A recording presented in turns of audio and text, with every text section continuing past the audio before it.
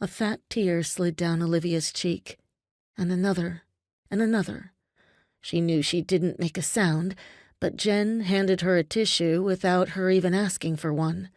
Olivia took it and mopped up the tears as she mentally relived the day Logan didn't come home from work.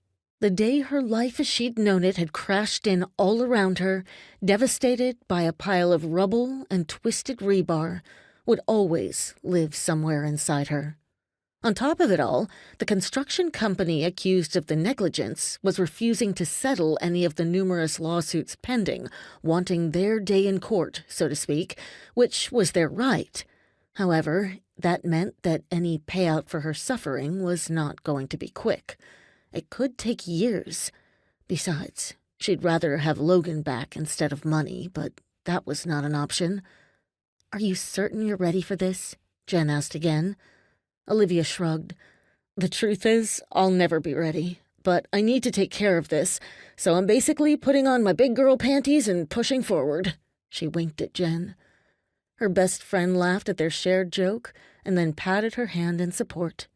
"Let's go forth then, with our big girl panties pulled all the way to our chins," she said.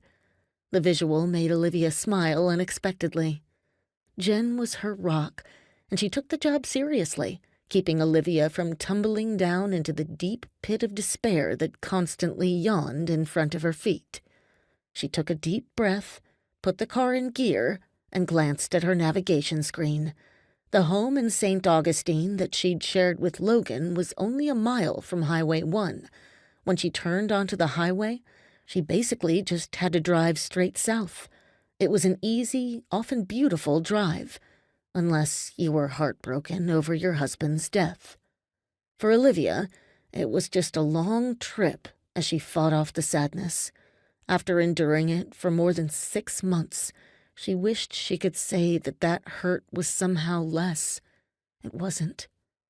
"How far is it to Echo Key again?" Jen asked, even though Olivia knew her friend knew the answer to her own question.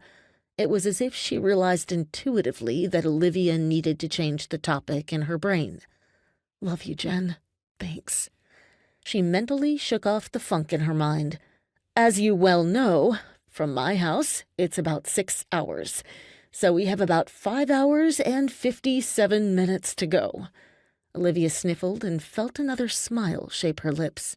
It was nice to smile for a minute. Jen laughed. "You're funny. This road trip is going to be awesome."